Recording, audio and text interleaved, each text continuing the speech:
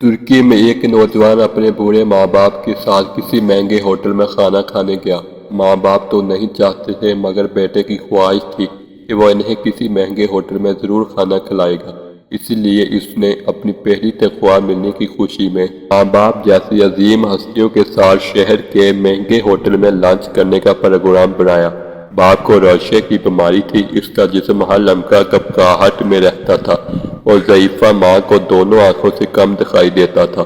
یہ شخص اپنے بوڑھے ماں باپ کے ہمراہ جب ہوٹل میں داخل ہوا تو وہاں موجود امیر لوگوں نے سر سے پاؤں تک ان تینوں کو یوں عجیب و غریب نظروں سے دیکھا جیسے وہ غلطی سے وہاں آ گئے ہوں۔ کھانا کھانے کے لیے بیٹا اپنے دونوں ماں باپ کے درمیان بیٹھ گیا۔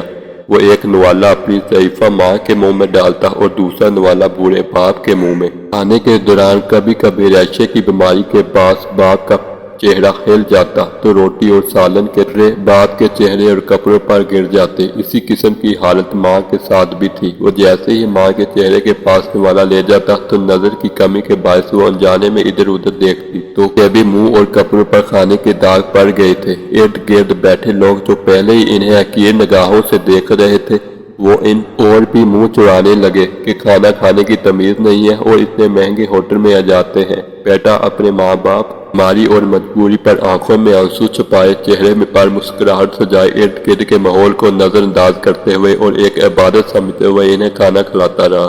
کھانے کے بعد وہ ماں باپ کو بڑی عزت و احترام سے واش بیسن کے پاس لے گیا، وہاں اپنے ہاتھوں سے ان کے چہرے صاف کیے، کپڑوں پر پڑے داغ دھوئے اور جب وہ انہیں سہارا دیتے ہوئے باہر کی جانب جانے لگا تو پیچھے سے ہوٹل کے مینیجر نے آواز دی اور کہا، بیٹا تم ہم سب کے لیے ایک قیمتی چیز یہاں چھوڑ جا رہے ہو۔ جوان نے حیرانگی سے پلٹ کر دیکھا اور ان سے پوچھا، کیا چیز؟ مینیجر اپنی اینک اتار کر آنسو پوچھتے ہوئے بولا، بیٹا آپ نے نوجوان بچوں کے لیے سبق اور بوڑھے ماں باپ کے لیے امید چھوڑی ہے۔